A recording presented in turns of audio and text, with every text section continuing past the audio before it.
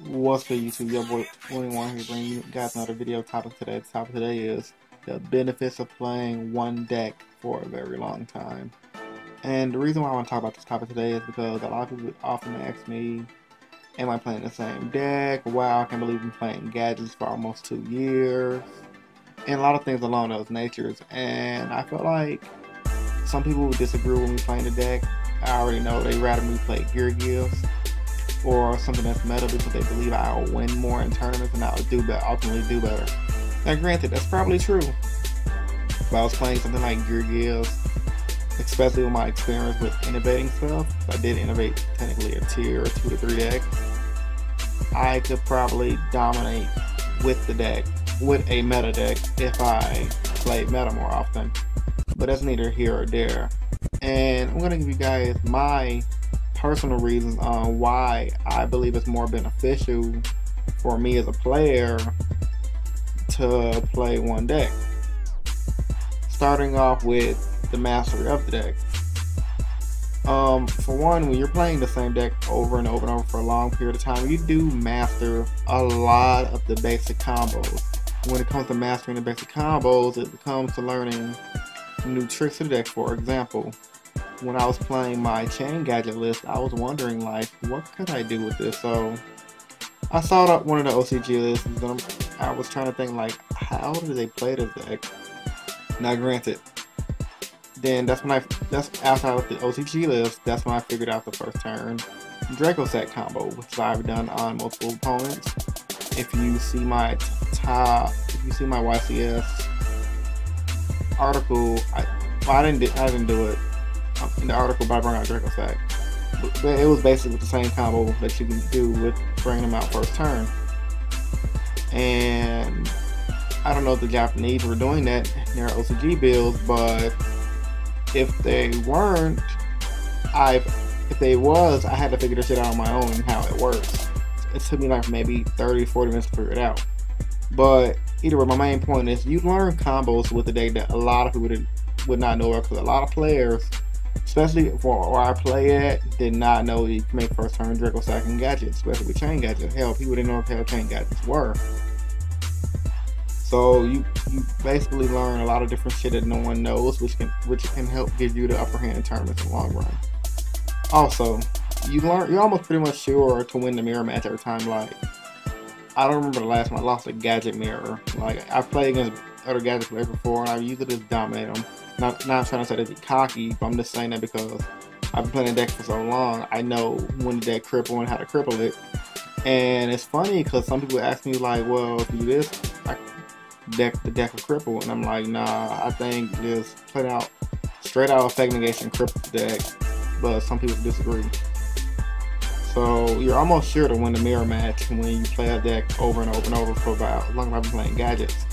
So if you're playing Gears and you're playing Gears since it first came out and you're up to speed, or you're gonna be up to speed with everything that since everyone else is playing Gears right now, and you're gonna pretty much win the mirror match because you know all the tricks of the trade when it comes to Gears, from the good to the bad, and you're more hip to what's gonna be new with the deck and what should be better for the deck.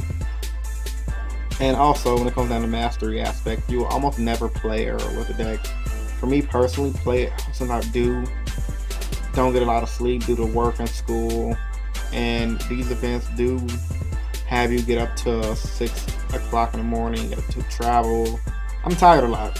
Even though I preach getting a lot of sleep, I'm still tired a lot. So by me being tired, I am going to play error. But since I play the same shit over and over and over, I'm less likely to play error. So by playing the same deck over and over and over, you're less likely to play error, which can help you out in the 8 to 10 round tournament 10 hours straight.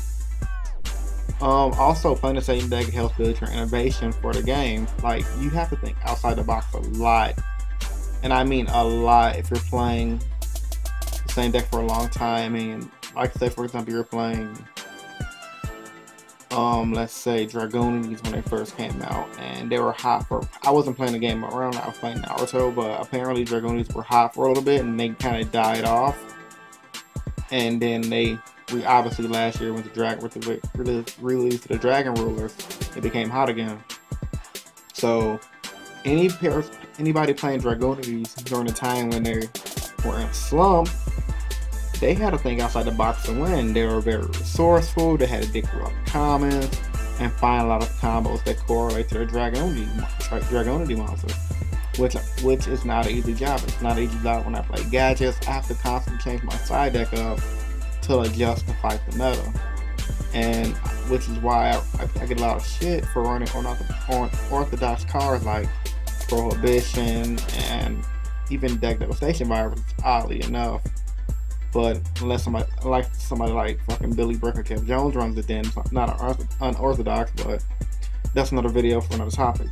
So by playing the same deck for a long time, you play the deck through when this deck is considered bad, and you play the deck when it's considered good. So during the considered bad phase, you learn how to think outside the box, and you become very resourceful when building the deck and showing people you can build them without the meta. You also get tons of respect for playing the same deck for a long time. Like, a lot of people give me respect for playing gadgets, and I appreciate that because it lets me know that I don't have to play meta just to compete with the rest of everyone else. Like, granted, I have a job. I can buy meta decks if I wanted to, but that's not the case. It's just I refuse to play meta because I personally find it boring, and I don't like going to a tournament playing. I don't like playing mirror matches. I hate when I play a gadget mirror match, which luckily for me, a lot of people don't play gadgets. So if I go to a tournament all day and I'm playing Gear Gears, I'm playing a mirror match all day, I'll be fucking bored. I'll be ready to go home. So by you playing something different, it gives you a ton of respect, and you'll be pretty much considered the master today. Like, honestly, I don't know how Robbie Cole is doing now with gadgets, but he's still one of the best players. He's still considered one of the best gadget players of all time. And one day, I personally wish I can reach the goals that he has reached with gadgets, because the guy almost won a YCS last year with the deck. And from what I've seen with his track record, when he's house with gadgets, he makes it to the top 8 bracket, and that's a goal I want to achieve one day. So you ultimately gain respect for being the master of that one deck, which is pretty cool in my opinion. It gives me one of those martial arts aspects where it's like, I'm the master of Muay Thai, I'm the master of karate, can't no one fuck with me, and that's the ideals I want to bring to Yu-Gi-Oh! I want to be master of my gadget deck, or if I was playing Samurais, it'd be the same thing. Now, granted, there are benefits for playing many other decks. Like, when we play many other decks, you learn how to beat the decks when you're playing against them, and you learn the weaknesses of the decks. But I believe, personally, the best way to go about deck building is you play your main deck forever, and then you playtest the field of the meta, and then you learn the weakness of the meta, and then you go back to your real deck and adjust your side deck accordingly, so that way you can just dominate the competition. And I do that sometimes. Like, if I'm having a problem with Boojins, I'll go on DN, or I'll play and build Boojins and see, okay, how does the deck work, how can I stop it, and I'll adjust my side deck accordingly. So that's just an example. So I don't want this video to be too long, but as a closing statement, there are a lot of benefits to playing the same deck for a long time, and with those benefits, you can overall become one of the most best players in this game when it comes down to things as being respected, building innovation, and having something personally you can call your own. Well guys, this is Diablo21 with benefits of playing one deck. If you guys enjoyed this video, give it a thumbs up, rate, comment, subscribe. Diablo21 and I'm out.